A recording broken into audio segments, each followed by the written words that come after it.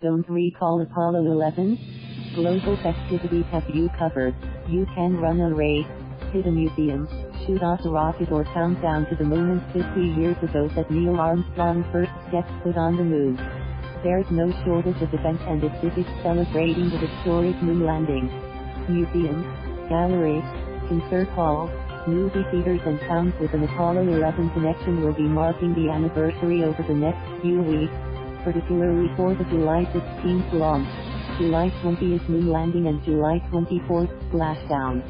In downtown Wapakoneta, Ohio, Armstrong's birthplace, the festivities include the Moon Festival Pageant, a run to the moon race and a wink at the moon concert, a nod to his family's request after Armstrong died in 2012. In Huntsville, Alabama, where the Saturn V rocket was developed, there'll be dancing in the streets. Residents will moonwalk down the roads of Rocket City, reliving the day they danced in the streets in 1969. The U.S. Space and Rocket Center is also going for a world record. On July 16th at 8:32 a.m. local time, exactly 50 years after Apollo 11 astronauts blasted off for the moon, the museum will attempt to set a Guinness World Record by launching 5,000 model rockets simultaneously. It's going to be epic, said Pat Ammons, spokeswoman for the museum and its popular space camp. The cardboard rockets will be set up in circles representing the 5 F1 engines that propelled Saturn V into space. The museum has also invited space fans around the world to launch their own rockets that day. So far, people from 29 countries have joined, including Argentina, Vietnam and China, Ammons said. NASA will mark the occasion on the eve of the landing anniversary with a live, 1.5-hour broadcast on NASA TV from several sites, including Kennedy Space Center in Florida, the launch site for Apollo 11 crew of Armstrong, Buzz Aldrin and Michael Collins. The Astronaut Scholarship Foundation is throwing an astronaut golf tournament, astronaut parade and astronaut pub crawl in Florida. And there's nowhere better to learn about the moon landing than the Wings Over the Rocket Air and Space Museum's week-long Apollopalooza in Denver. Peanuts character Snoopy will make appearances in his astronaut regalia at Comic-Con in San Diego and at Space City in Toulouse, France for the countdown to man's first step. Can't join Snoopy? NASA's Johnson Space Center in Houston and the Armstrong Museum in Wapakoneta will do public countdowns as well.